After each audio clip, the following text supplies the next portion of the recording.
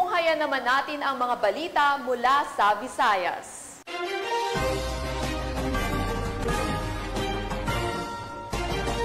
Walang kawala sa mga otoridad ang isang 20 anyos na lalaki matapos mahuli sa bisa ng warrant of arrest dahil sa kasong statutory rape sa Carmen, Cebu.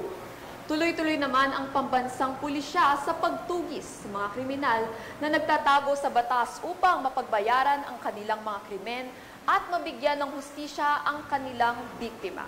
Nakatutok dyan si Patrolwoman Annalyn Canoo.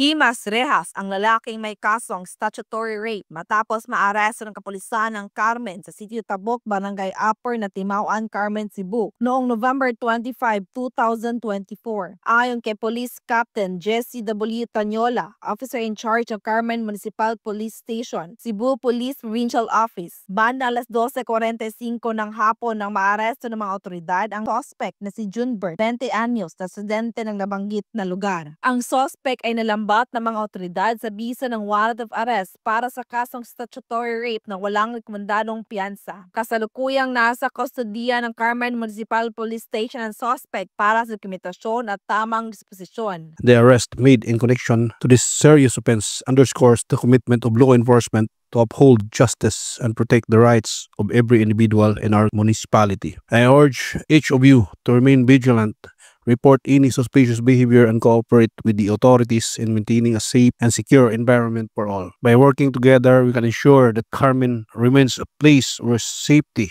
respect, and integrity are upheld. Your cooperation and support are invaluable in our collective efforts to preserve the peace and security of our community. Let us stand united in promoting a culture of accountability and safety within Carmen. Ang matagumpay na pagkakaaresto sa suspect ay patunay sa epektibong pagpapatupad ng kapulisan sa kanilang sinumpaang tungkulin kontra kriminalidad na naaayon sa mga programa ng pamahalaan upang magkaroon ng maunlad na bansa tungo sa bagong Pilipinas. Mula dito sa Central Visayas, ako ang iyong PNN correspondent, Patrolwoman Annalyn N. Canoog, alagad ng batas, tagataguyod ng Balitang Pulis.